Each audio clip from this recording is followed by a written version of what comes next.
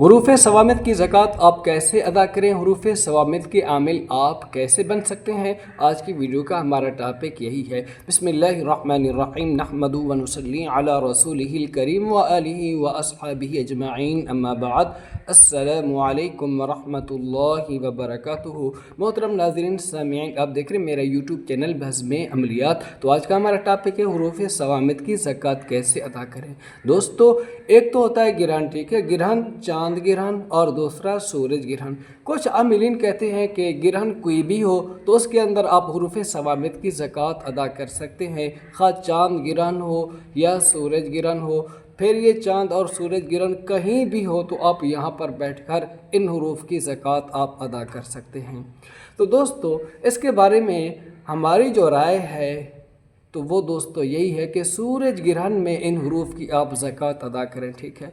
और बसा औक़ात रात के वक्त सूरज गिरहन होता है, कहते हैं कि रात के 9 बजे 10 बजे सूरज गिरहन होगा तो उसमें आप इसकी ज़कात अदा करना शुरू करें। दोस्तों, इस तरह भी आपने नहीं करना है, दिन के वक्त आप इसकी ज़कात अदा करें और सूरज गिरहन भी पाकिस्तान के अंदर ही होना चाहिए और आपको महसूस हो रहा हो, ठीक है दोस्तों।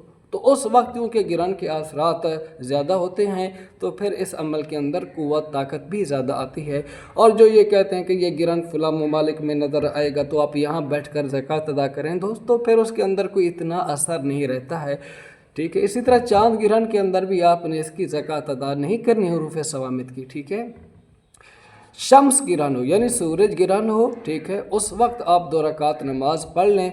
फिर उसके बाद आप क्या करें, इन हुरूफ की आपने ज़कात अदा करनी है। कैसे करनी है दोस्तों, जितने इनके आदाद हैं, ठीक है, 543 इन हुरूफ के आदाद हैं। अहदरस्तस्तकलमू, ठीक है, 543 आदाद हैं।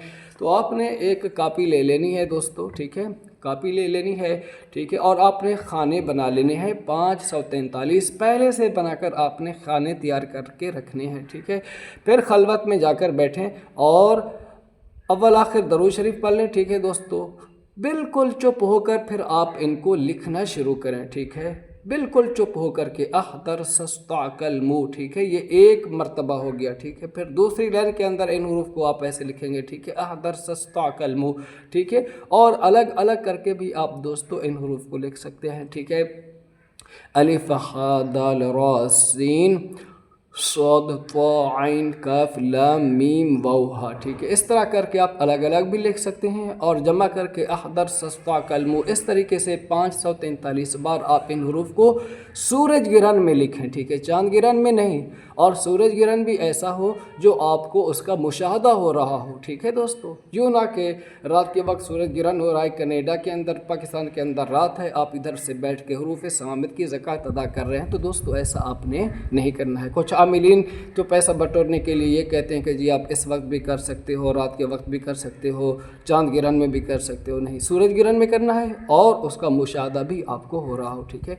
543 बार लिख के, ठीक है, दरमियान में बात किसी से नहीं करनी। हाँ, कोई ज़रूरी हो तो आप लिख के उनको जवाब दे सकते हैं, ठीक है, बात नहीं करनी, किसी का फ़ोन भी नहीं उठाना, ठीक है। बिल्कुल खामोशी के साथ आप इन हुरूफ को लिखें, फिर लिख के कब्रिस्तान में या किसी महफूज जगह में दोस्तों आपने इनको वहाँ पर दफन कर देना है, ठीक है। और फिर रोज़ाना की बुनियाद पर नमाज फ़जर के बाद या नमाज असर के बाद इन हुरूफ सवामिद को दोस्तों आप एक बार लिख लिया करें, ठीक है, और ताकि आपका अमल आपके काबू में रहे। फिर दोस्तों इन अमल के ज़रिए से आप बंदिश कैसे लगा सकते हैं, ठीक है, बंदिश का तरीक़ेकार दोस्तों आपको मैं पूरा का पूरा इंशाअल्लाहुल अज़ीज़ आपको बताऊंगा। और हुरूफ सवामिद की जो रोजात थोड़ी बहुत हो जाती है उसका इलाज भी इंशाअल्लाह आपको बताऊंगा। इजाज़त दीजिए, अस्सलामु अलैकुम वरहमतुल्लाहि व बरकातुहू। कोई आपकी राय हो, कोई सवाल हो तो कमेंट में आप पूछ सकते हैं।